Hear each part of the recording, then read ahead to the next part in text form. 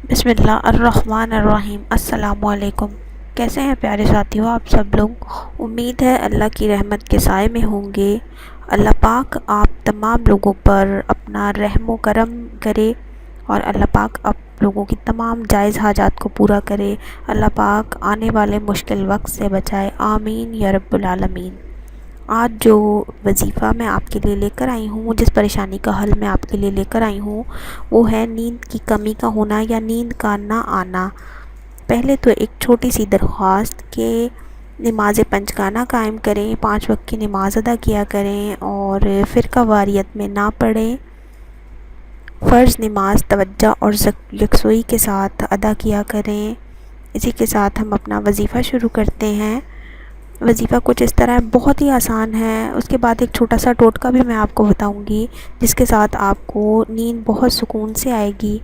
پہلے تو عشاء کی نماز کے بعد فارغ ہو کر آپ نے جب اپنے بستر پر لیٹنا ہے، سنت کے مطابق بستر کو جھاڑ کر بستر پر لیٹیں، اور جب آپ بستر پر لیٹیں تو اللہ تعالیٰ سے اپنے گناہوں کی، اپنے اعمال کی معافی مانگیں۔ اللہ تعالیٰ غفور الرحیم ہے، معاف کرنے والا ہے۔ اللہ تعالیٰ تمام لوگوں کے گناہ معاف فرمائے۔ اس کے بعد اگر آپ کا کسی نے دل دکھایا ہے تو آپ بھی اس کو معاف کر دیجئے تاکہ اپنی زندگی میں سکون لا سکیں۔ آپ نے وظیفہ کرنا ہے 21 مرتبہ بسم اللہ الرحمن الرحیم، پوری بسم اللہ توجہ اور یکسوئی کے ساتھ پڑھنی ہے۔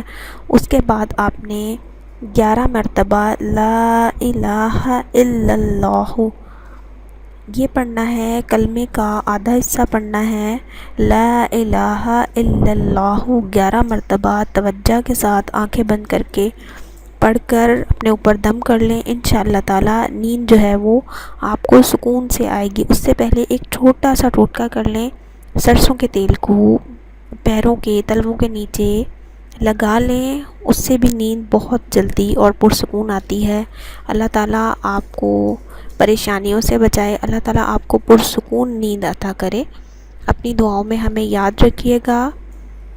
ہمارے اس چھوٹے سے پیغام کو اپنے سوشل میڈیا اکاؤنٹس میں شیئر کریں، اپنے دوستوں کے ساتھ شیئر کریں تاکہ کسی اور کا مسئلہ بھی حل ہو سکے۔ دعا دیا کریں، دعا لیا کریں۔ اسی کے ساتھ میں اپنی ویڈیو آج کی ختم کروں گی۔